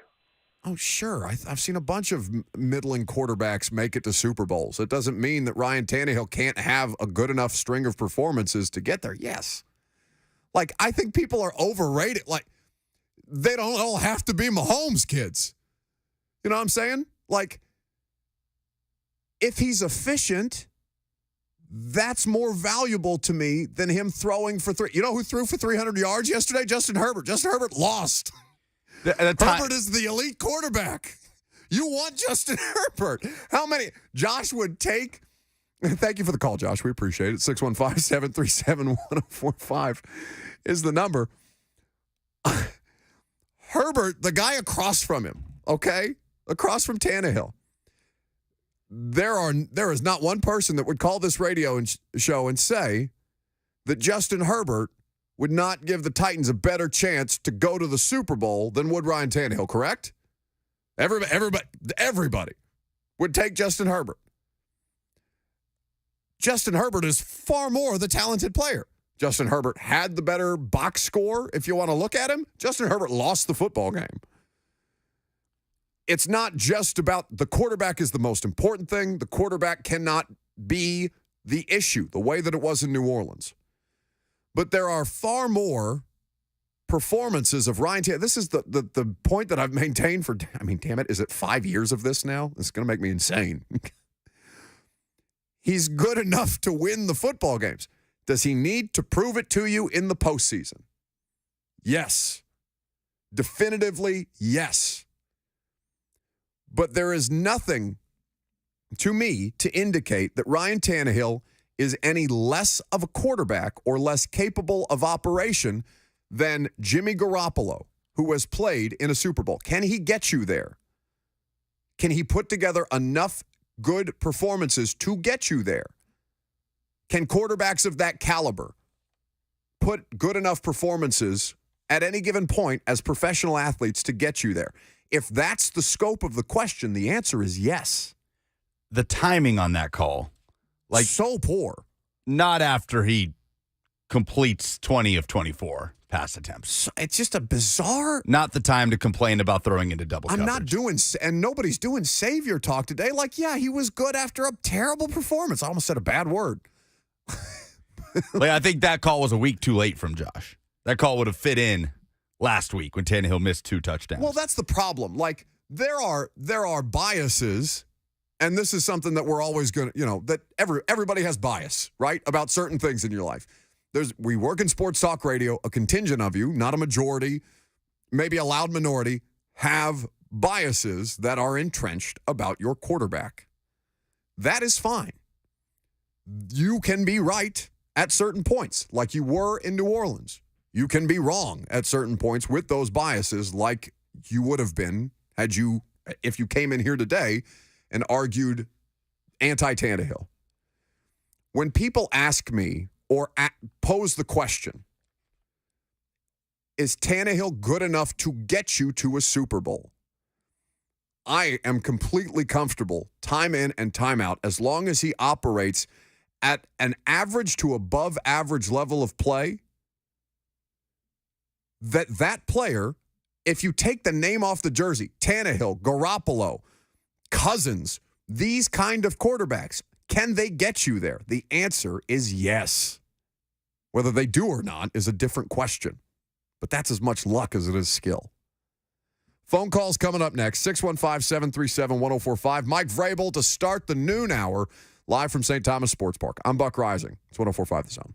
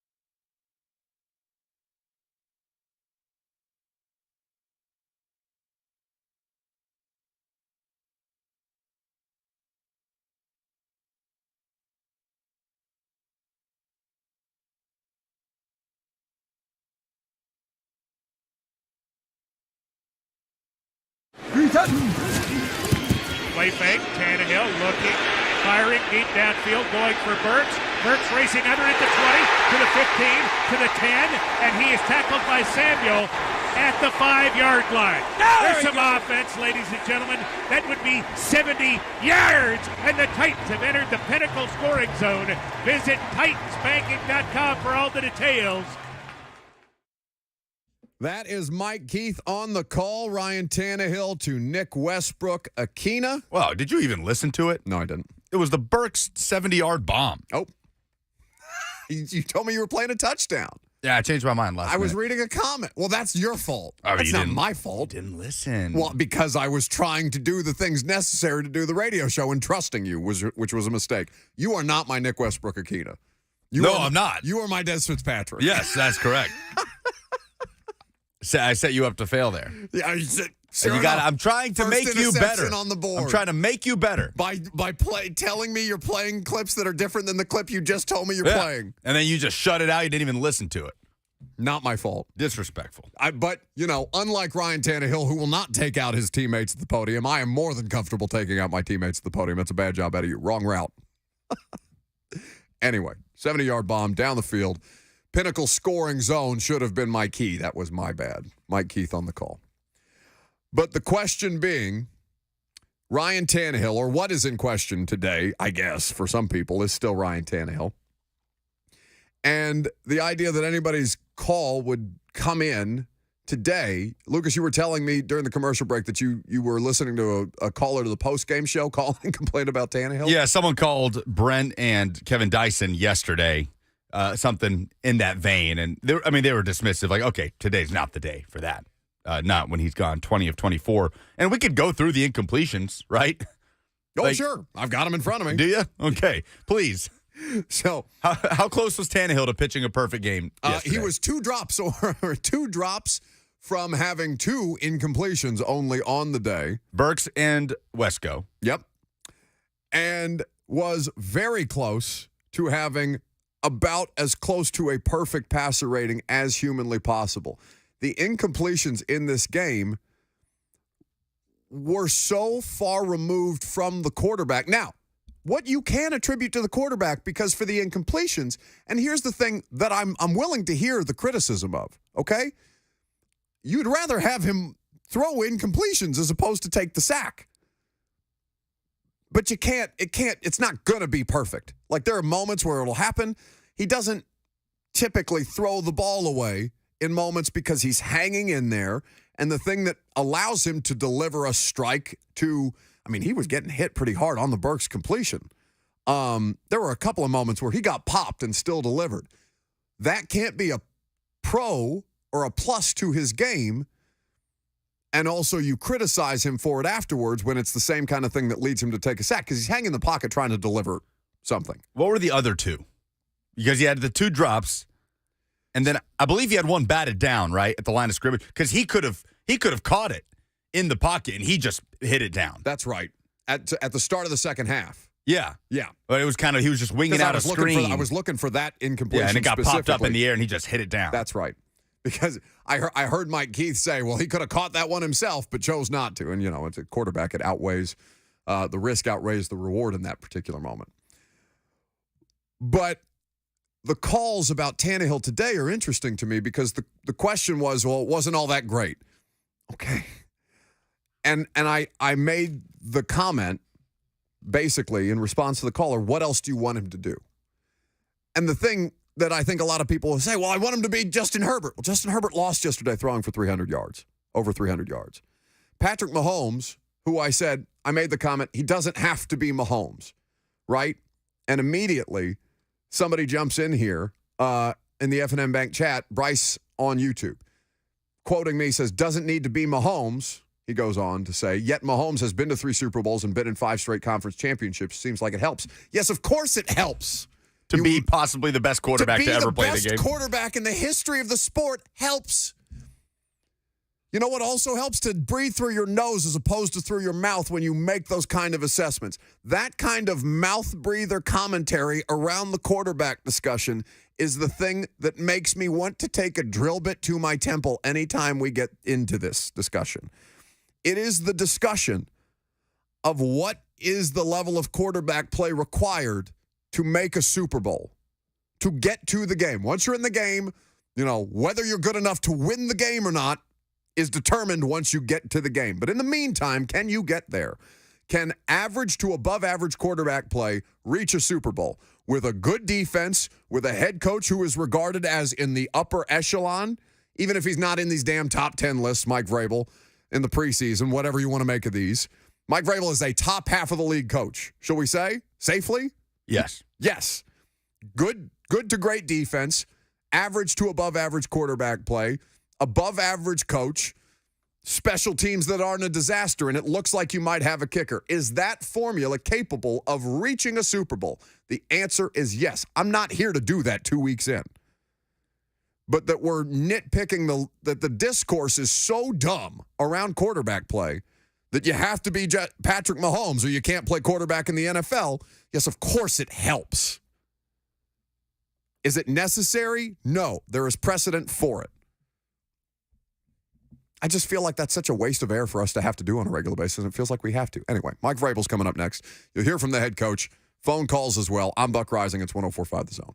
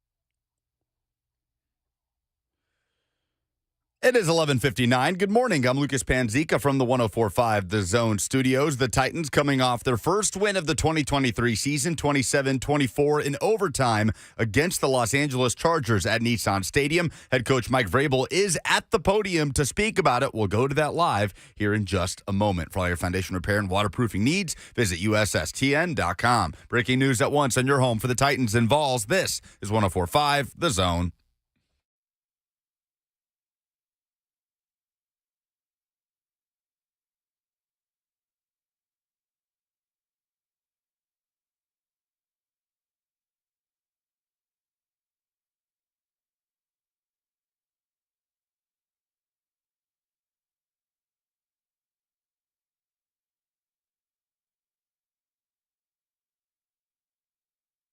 Mike Vrabel's at the podium. I'm going to shut up and get out the way on this Victory Monday. One, they had a pressure. We need to, kind of block whoever shows, and one guy dropped, one guy came. The TEs, the games, right? That's something, right, that's going to have to continue to get improvement.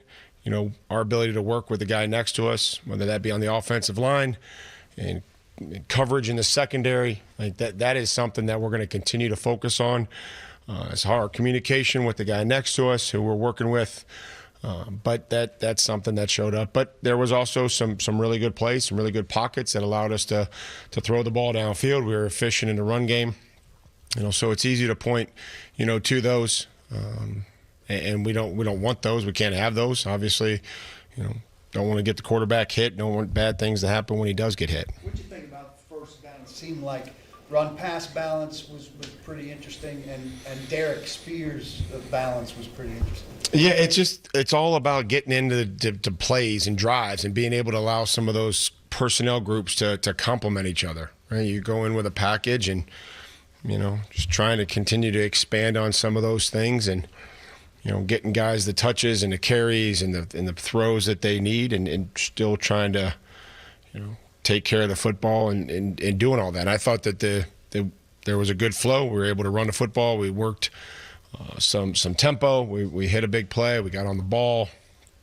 Got a lot of our stuff run. I still think there can be a lot better execution and try to limit some of the mistakes. I guess this is more specific on the Derek Tajay, carries and snap counts and all that. Did that play out kind of ideally for you as far as how they both did their Just thing? want them both to be productive, and we know that, Derek's going to have to get his touches, and, Tajay can clearly help us as well, so,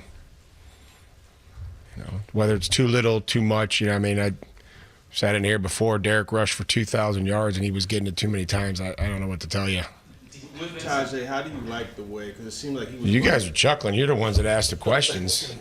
With Spears, it seemed like he was running through a lot of the tackles. We're going to block for him one day, I promise you, and he's going to gain 30, 40, 50 yards. I'm not sure, but every time you think he's going to get tackled, he bursts through for another 5 or 6 yards. And so, again, he got good vision, good balance, good play strength, well executed call there. Justin helped Timmy out there in overtime that first drive. He said, hey, I want this play. I think we got him set up for it. Heard Justin talking to Timmy. Timmy led off the drive. We got a good seal block. Dre got around and, got us, some great yardage there to get us across the 50 and eventually kick that field goal. So they both are going to help us, and we got to make sure that we're continuing to get both of those guys the ball. Defensively, where are you at coverage-wise? You give up 300 yards passing, but they're also 2 for 14 on third down. Those two things don't. It's going to be better on first and second down, Corey. It just got to, we had the one, over our head, and empty. Had a seam ball on cover 3, which, if it's cover 3 and it's 2x2, we have to know, just take away the seam, and if they hit us with something else, then they hit us with something else. But we got to make sure that that's taken care of. They had another seam to a big, long tight end with, 3 missed tackles. We only had 8 missed tackles. 3 of them were on one play. it just continues to be defensively just a small handful of plays that if you could have back could be really cool. When we get down there, they're going fast. Somebody makes a check. Somebody, whether they should or shouldn't, not everybody gets it, and it's an easy, touchdown. So some of the keys that we talked about, you can see them, play out right in front of our eyes, and when we nail them and the players execute it, it goes well. Ryan mentioned yesterday that Kier's 10 yards on the punt return was a good addition to give you the field position needed on the field goal drive at the end. How's he done, and how important is it that he's been able to fill two roles for you, doing both the kickoffs and the punt? Well, great example of complimentary football there in overtime. 3 and out, 4th and 10, which now allows us to go with a 7-man, lighter box, double one of the gunners. All week we knew how important just simply catching these punts from Scott was going to be. Unbelievable hang time, the sun. You saw that. Like, that was, I told the team, I said, you guys are more than welcome to, apply for that job on Sunday. And so that was a huge part of the game plan was, Kyrus just coming up and catching those punts with guys in traffic right there in front of him. This opportunity presented itself with not a great kick, but good job on the holdup and 10 yards that now we don't have to get offensively when we need to go down there and kick a field goal. So just a great example of complimentary football. 3 and out, 4th and 10 yards on a punt return, and then the offense doing what they needed, and then the kicking unit going out there and doing what they needed to do to win the football game. Just curious, what went in the decision to kick on 3rd down? Was it wanting to avoid a holding, maybe wondering about the rain? Trying to wait out the rain, and it started coming harder, and I'm like, is it going to get harder? Is it going to stop? How long is this going to last? And that's kind of why we just said, let's kick it. They were all down there. They had 11 guys at the line of scrimmage, and nothing good could come of it. You didn't throw outside the numbers a lot. Was that a plan, or was that what they were dictating to you? I'm just curious if that was kind of in the moment, or something that was kind of throughout the game. Yeah. I think, do you count the 70-yarder to trailing outside the numbers? He ran down the numbers. We threw it down the field. End of the game, we threw it outside the numbers to Hopkins, basically to win the game.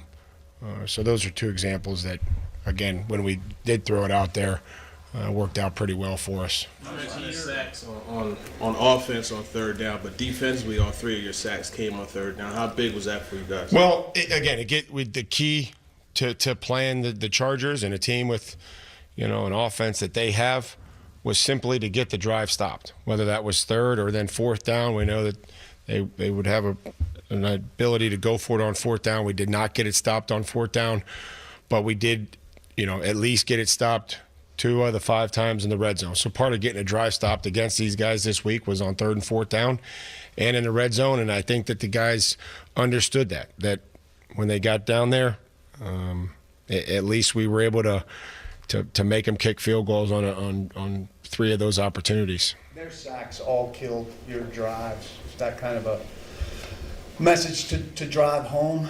Well, those are all, I think all on 3rd down, right? That whether the sack, whether we convert it or not, the sack is what everybody's going to look at. And whether we had guys open, whether we had guys coming free in a pass rush, certainly the one on the 4th down did have that. But it's all about getting open quicker, snapping down in zone, quarterback knowing where he wants to go, protection holding up. It's easy just to sit there and say the protection. It has to be better on 3rd down when we know that they're in a pass rush mode. We're expecting pressure or we're expecting games. And that's what you get on 3rd down. When did you know that you're going to be without Peter? I guess, what's the timetable on coming back from that procedure? And if you didn't know about him until late, how much of a challenge did that put on the staff to plug in somebody that maybe hadn't been out there? Well, I would say that sometime Saturday afternoon, probably became aware of that. The staff, it's on the players. The staff was, we'll just make sure that the next guy's ready, and they practiced, and X, started with him, and give a lot of credit to Dylan to be able to jump in there. Being out 8.5 months, it's impressive feat for him to play over 50 snaps that he did and playing fairly well. So again, the concern is about Peter and his health, and the staff will be fine. Did he have a He did have a procedure, so he'll be. And we'll keep you updated on when he'll be back out there. Mike, it seems like when Dylan came in, the offense protection was better. He ran the ball a little bit better. Obviously, scored points after that. Was that coincidence? Did he make a huge difference up front? Well, he had some good blocks. I mean, I just, I probably overlooked his first play in there, but talking to Haas, said he drove his guys 6 or 7 yards whenever it was his first play in there. So I didn't have a chance to go back and look at it after meeting with the coaches. Just so I'll take his word for it until I go back and watch the tape. But again, it wasn't without mistake. But I think there was probably more good plays than bad plays. How do you evaluate your punting yesterday? The 60-yarders with the 4 or 5 hang time. Just, obviously, they got some returns out of that. You got some risk in that. I mean, is that what you're looking for? I mean, we'll see if we can get them 60 outside the numbers, with a little bit more hang time. But we got it. Either we're gonna bang them, and we're gonna cover them. Like we're gonna get guys like we should have guys that go down there and find a football. 44-yard net average against a really good returner. Yeah, I mean, I'm not sure what you're working here. Because obviously you have the risk of the return. There wasn't a lot of space after some. Yeah, no, we had a risk of kicking off down there in New Orleans too, and then Hooker made a play and caused a fumble. So I don't know. I think Stoney backed up. I think maybe we can move the ball over a little bit. We got to cover as best as we can. We've been through this. We're going to have to cover more ground. Cover longer than you think. It's a race to 50 yards.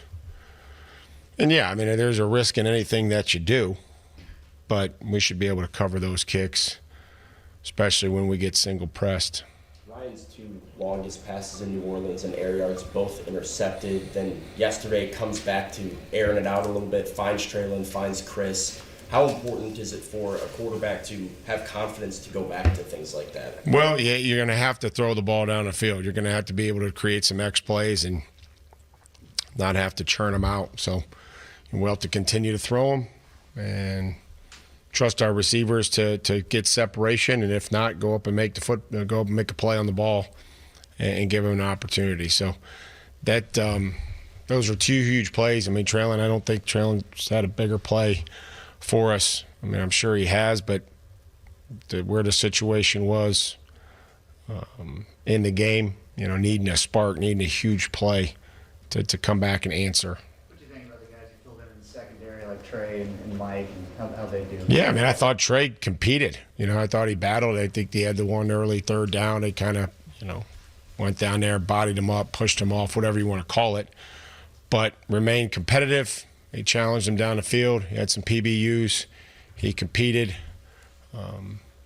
So, I had the DPI where they, big balled him, jumped up and, big boyed him. But he competed, had no issues with his competitiveness, and he actually, had some PBUs down the field when they did challenge him. Mike was good. Mike was solid. Would like to see him come out with that interception and go and make it a play. But some of these guys haven't played a lot of football, so however long it's been, Elijah, Mike hasn't played a ton, Trey, it's great opportunities for these guys. It seemed like the Chargers kind of challenged the DBs a little bit to tackle on the perimeter. Just how'd you feel like they did in that regard? I mean, they had a 15-yard gain and an average 2 yards a carry. We got to stop the pass a little better. Mike, I know it's just Monday, but are you hoping to have Fulton and Hooker back this week? We'll see where they are, heading into Wednesday. I would say hopeful at this point in time, but just being Monday, Monty's got to pass through the protocol and then we'll see where Christian's at. And with, you've got the Guardian caps that you've said statistical data shows that they work. Is it time to explore using something like that in games for some guys who've had issues, if it can protect them more? I'm all for exploring whatever is best for the player and their health and safety now and in the long term. That's what I'm for. How's Caleb Farley been? You know, he's back in the mix. How's he? Yeah, an unbelievable attitude, demeanor. Really just impressed by how he's been able to handle all this. And, you know, saw him again here this morning, rehabbing.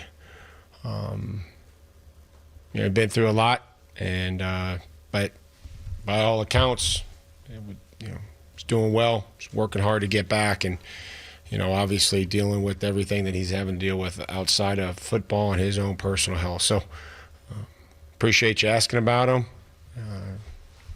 Looks great physically. You know, just waiting for, you know, things to progress here with the back and his rehab. A guy can't practice all week like DeAndre was last week. How much do you have to be convinced when he tests it out that he's good to go and that he can give you what you need despite not being able to practice? Well, I think Hop would be one of those players where you've kind of, you know, trust his judgment. You know, I haven't been with him in the past, and Tim being with him, you know, did some stuff with him on Saturday, and, you know, when we needed him, he was there. You know, I know that the production statistically isn't going to stick out, but 3 to 4 catches for a first down, huge conversions, and then the one there at the end that really put us in the field goal range. One of your keys defensively, I think, as long as you've been here, is stop the run. Do you feel pretty good about what you've done the first 2 weeks in that regard? And specifically yesterday, it seemed like you got a lot of help from like Roger McCreary coming up and KB coming up. Is that? Yeah, well, KB had, you know, I mean, he had one of his better tackling games. Was really had a huge stop there on third down, and some of the coverages that you play dictate that, you know, the nickel or somebody has to trigger in there from off of the slot, whether you're, you know, in split safety defense. So those guys were willing, did trigger. You know, like I said, didn't have a ton of missed tackles. Had 8, you know, and 3 were on one play. So guys were getting there. They were limiting the yards after contact, especially the one there with KB on third down and 4. What have you made of the play from your tight ends so far this season? Well, probably inconsistent. You know, a couple false starts yesterday, but you know, Chig had some nice catches, done well at times, and again, you know, tough matchup yesterday at times with Khalil Mack. But I would say that inconsistent. You know, just looking for a little better consistency, and you know, maybe just knowing who we're trying to block, you know, and how they may jump around, and our ability to keep our eyes up and adjust to that, knowing the play style of them. So, but I'm confident in that group, and I know that they'll work hard, and we'll continue to work them all in there. What's the early prep work look like for the Browns? They play one game and they play tonight. You have to wait and kind of No, I think we'll get a jump on them. I think we'll get a jump on them. We'll have to do that. You know, and then we'll watch how tonight goes. And certainly they got off to a good start last week, and then we'll see where they're at tonight. It'll be a huge challenge on the road, like it always is, against a talented football team. When you've got a coach who just left, like Jim, coming against you, how much insight does he have into how you, say, protect, and what can he bring to attacking your philosophy? Well, I would say that's a lot of that is different. A lot of that has been changed, and you know, but Jim's you know, been around a long time, is really good football coach, so I'm sure he'll have a great plan and ways to put their players in the best position. Tonight, where the team you're playing next is playing on a night you're off. Do you guys watch it as a team, as a staff? Do you watch it individually? Just kind of how do you handle games like that? I think it'll probably be sure our players will watch. I'm not sure what they're doing. We're not doing anything formal. Coaches, may sit in there and watch. We'll also probably be getting ready, trying to game plan or take a look at first and second down or whatever it may be, and have it on. It's tough to really get. You can get some things live, but hopefully we'll just get our prep work in and then see where the film is in the morning. Did you get a chance to watch the pregame when the responders were out there, and just what was your maybe thoughts on that? And well, I mean, just having talked with those men, you see how young they are, and just really appreciated what they did for our city, and they just call to action, being able not to waver, not to flinch. And we all say, hey, if we're never in that position, but rarely are we ever in that position. And their ability to go in there and save countless lives, and try to comprehend how their training, specific training is to, first, an active shooter is to bypass individuals like that. That's crazy for me to even try to understand. And they even talked about it like, this is it doesn't seem right, but I know that I have to. This is what I have to do for everybody else. And so, we're thankful that they showed courage and bravery, and anything that we can do as an organization to recognize them and honor them, I'm excited to do. Thanks, guys.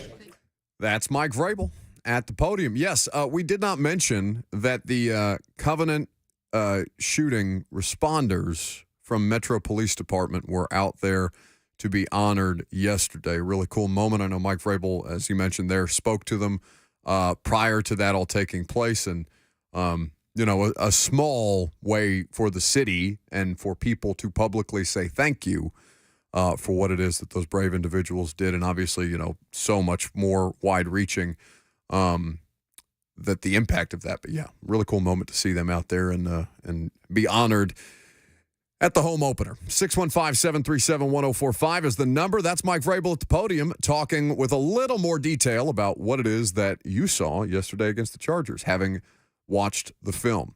We can take your phone calls on that in reaction. We can also continue the discussion about Ryan Tannehill. 615-737-1045, like I said. Jason is in Hendersonville.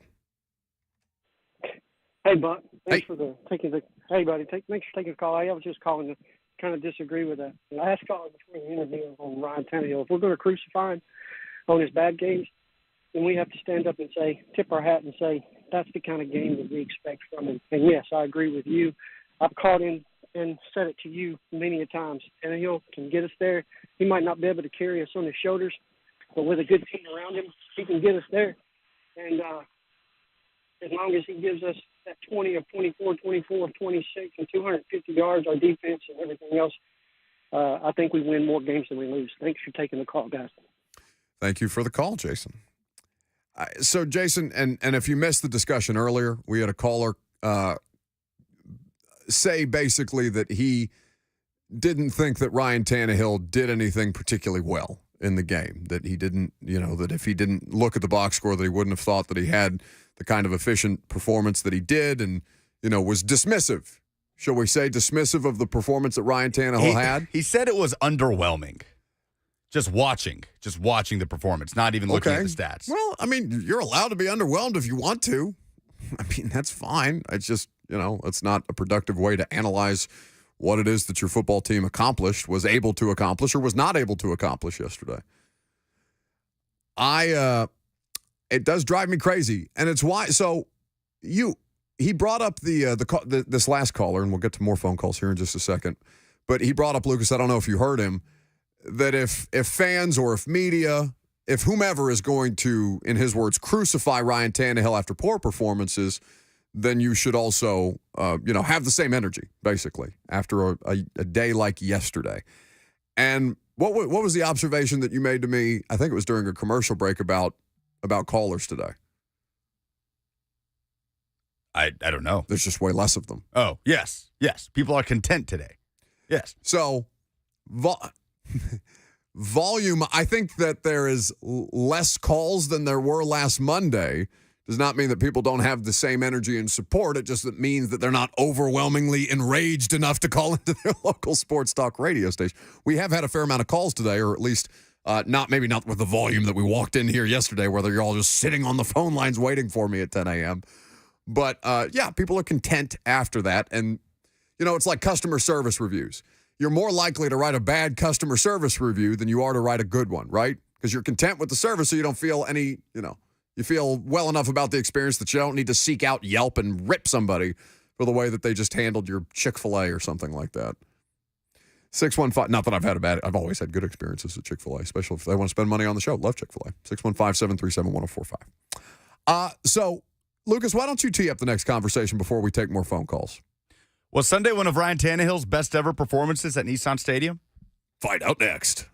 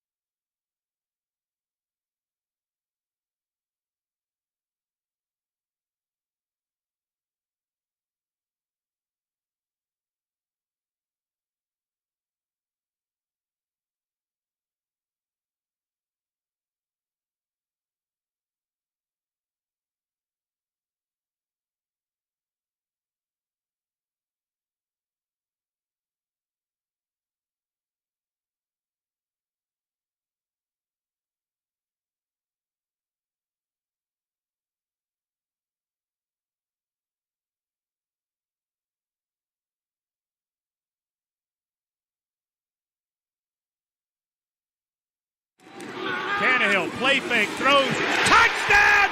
Titans! Nick Westbrook Akine, RPO style for the lead. Now There you go. Play some defense, Titans. That's the second time I've talked over Coach Mack in the last 2 weeks. It's pissing me off. How dare you? I know. Shame on me. Now, that was the Nick Westbrook Akina touchdown. That was Mike Keith on the call.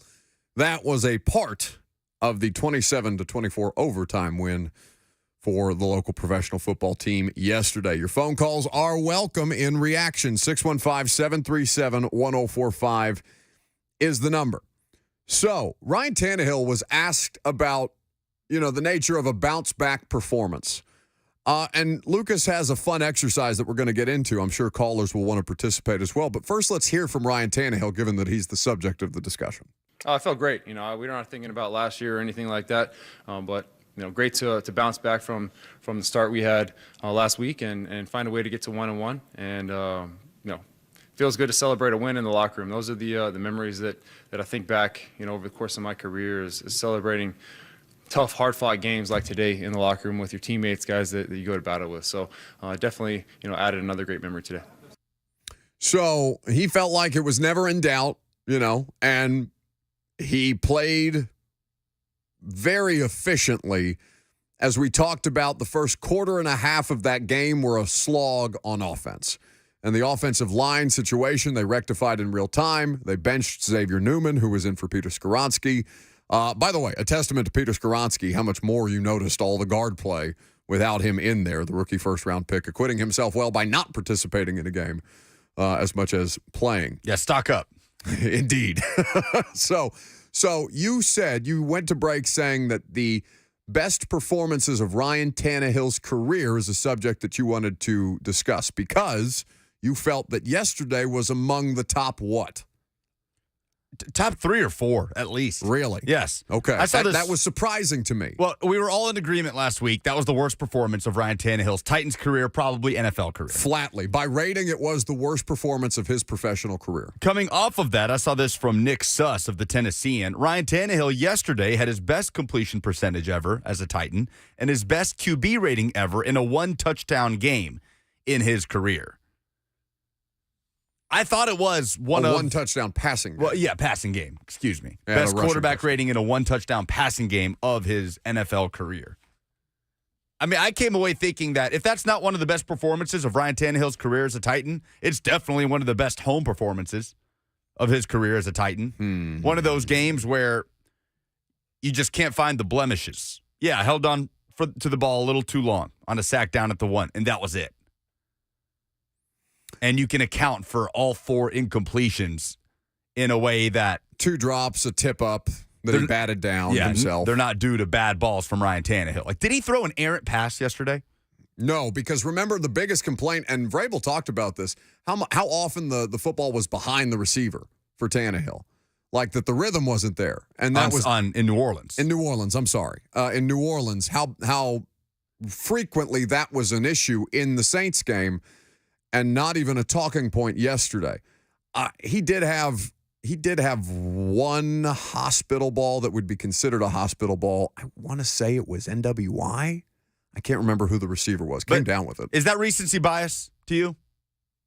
Yeah, a little bit. To say that's one of the best performances of his Titans career? Now, I thought so. Like when you said that to me, I was like, really?